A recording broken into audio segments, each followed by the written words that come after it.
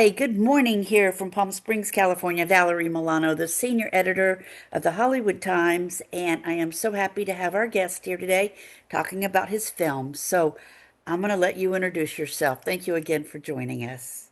Yeah, thanks, Valerie. Hi, my name's Colin Dowda. I'm the writer and director of the short film High Stakes, showing at the River Valley Film Festival this Saturday. Yes, yes, and we're proud media partners of the River Valley Film Festival. And are you going to be able to be there for it?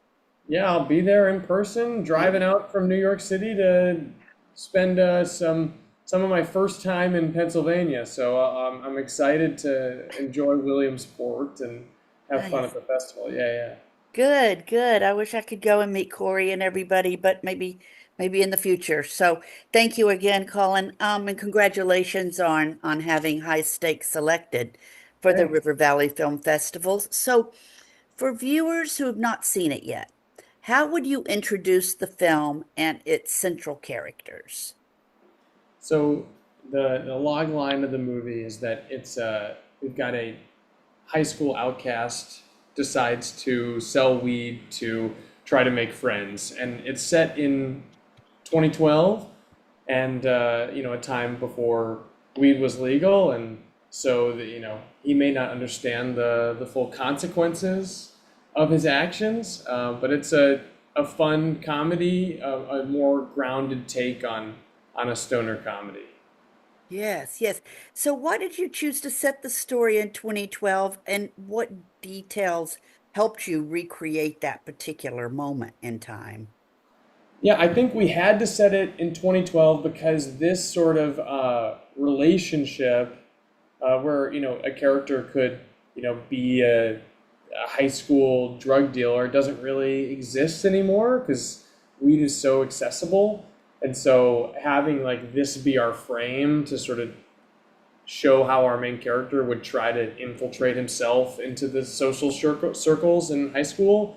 So we needed to bring it back in time to accomplish that. And then, I mean, as far as like making it happen, that was really fun. I mean, I was in high school in 2012, and we had a lot of people on our crew who were in high school or around them in 2012. So, it technically is a period piece. So we got to have a ton of fun with the clothing and the like the devices, the phones people are using, and the language as well. So yeah, that it was trickier than expected to like make something period accurate, but really a fun game to play rather than just a modern day story.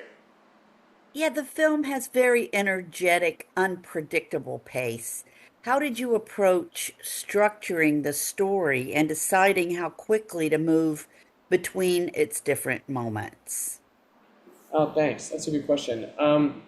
Yeah, pace is super important to me, and like as the writer, um, I wish I could like I can point to a few concrete things. So outside of like the sort of intangible feel of like what rhythm feels good in a script, like that the sort of music of it, the more tangible pieces are like I'm aware I was aware from the beginning of how much time I'd have.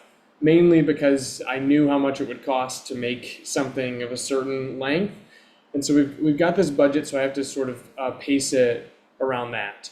Have an idea of the scale that I want it to be, and so in order to make sure that a character gets a full arc and gets to go through these scenes, we had to move pretty quickly. But then moving quickly doesn't work if we don't take enough breaks. So just finding measured points to breathe in the story. Yeah, I think the the most simple answer to it is it had to feel right, and we had to make sure all the characters got what they needed. So we're not telling too much story, but we're telling enough to really hook the audience and hopefully have them want more. Because it is a short film, but it's also a can serve as like a proof of concept in a way, or like a first episode of something that could be much longer. Okay, yeah, that's fair. So stoner comedy is a familiar genre. So, Yeah. what did you want to bring to high stakes that felt fresh or distinctively yours, your own? It was really the grounding of it.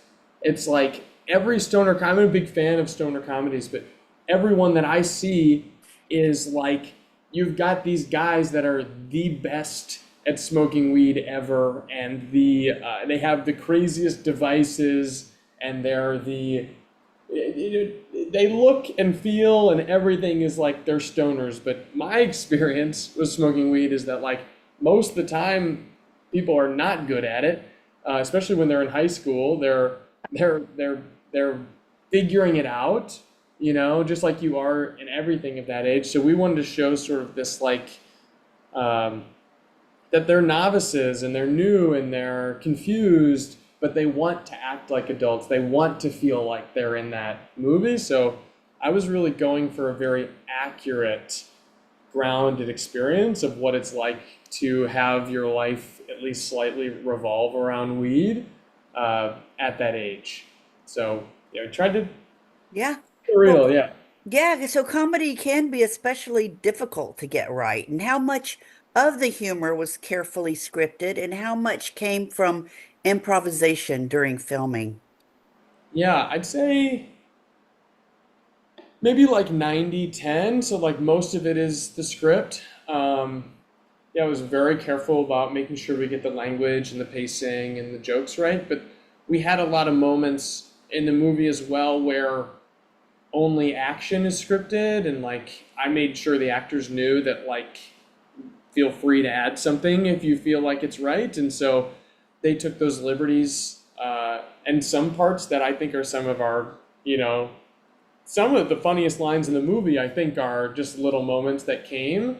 Uh, I think that's important with comedy as well. Like, have a really good idea of the jokes and all that. Make sure it works on the page, but then, leave room for some magic because you would never want to be so strict that you miss out on those great moments.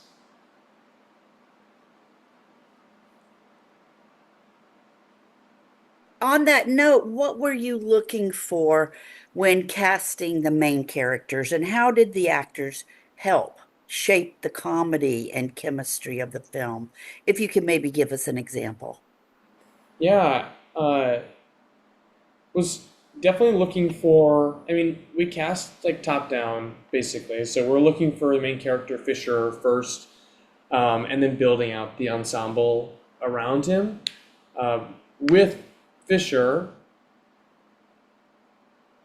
what was important is his desperation, and so we're looking for an actor that could really feel like they were desperate for this friendship and connection, in a way that they're so desperate they're disconnected from reality.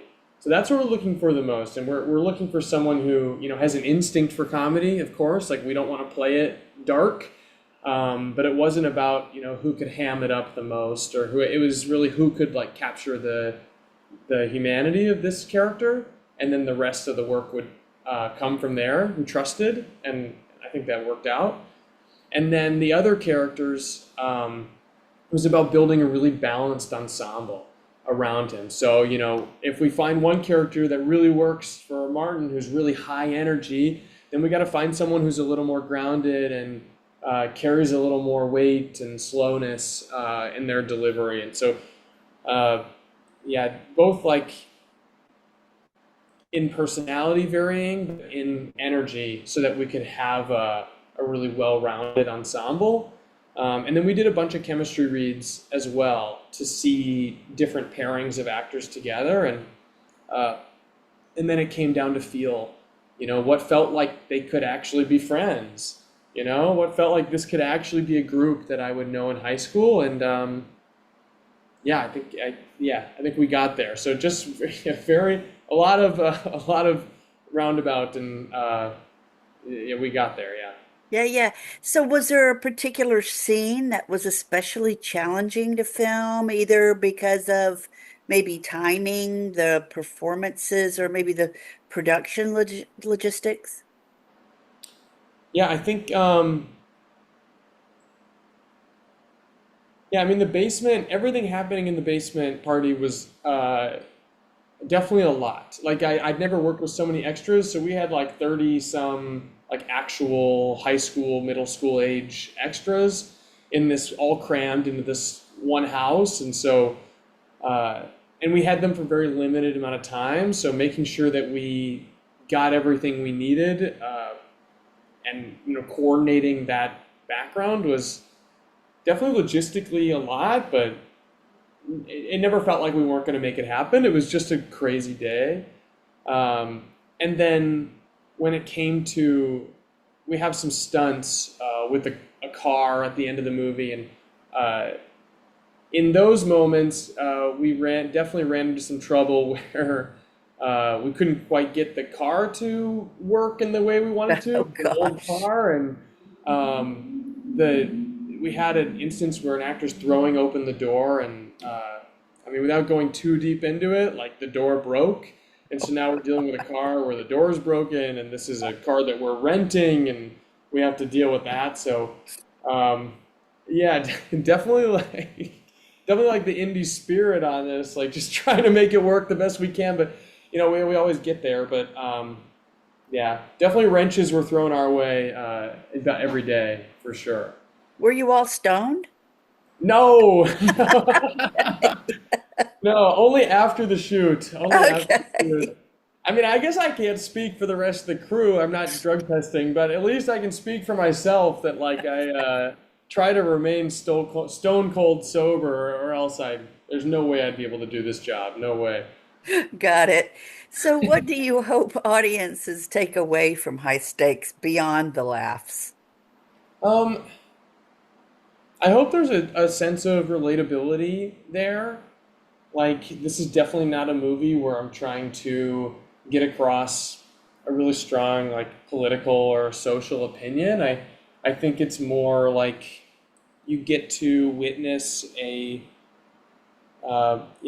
characters going through things that I think are extremely relatable. Whether you're a stoner or not, everyone's been young and everyone's been confused. And I think this is not your traditional coming of age story. I think this is more about the struggle and less about the coming out on top. And so I'm hoping that's relatable. And then if you are a weed smoker in any way, then I hope you can feel like we honored the experience without, blowing it out of proportion. I hope that's really relatable as well. So, how does it feel to share the film with an audience at the River Valley Film Festival? And what are you most looking forward to about that experience? Oh yeah, I mean, anytime I get to show anything I've made in front of an audience, it is so much more rewarding than any amount of views I could get online posting something. Just like sharing a room with people and hearing the reactions, hearing where the laughs fall, and then honestly, with a project like this, it's like even better to talk to people after about what they connected with, because there are laugh out loud moments, but there's a lot of quiet moments as well, and a lot of and so to hear what uh, was really interesting and grabbing to people is really helpful for me to grow as a filmmaker, and also hopefully if the movie leaves any sort of impression on people or inspires them or makes them feel something, that's great as well. But yeah, it's just nice to connect with people and nice to grow. Yeah.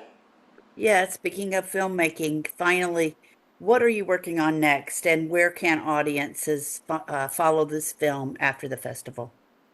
Yeah. I mean, best place to follow me is on Instagram at Colin Dowda. Pretty simple.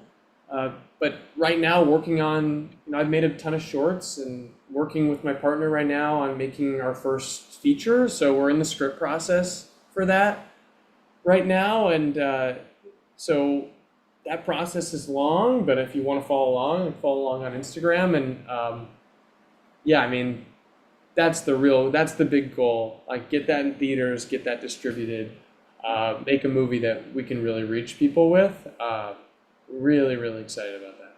Excellent. Thank you so much for your time today and your creativity. And we're the HollywoodTimes.today, HollywoodTimes.net, and our official YouTube channel is the Hollywood Times Official. Again, Colin, thank you, and good luck with your film. Thanks, Valerie. All right. Have a great rest of your day. Bye bye. Bye.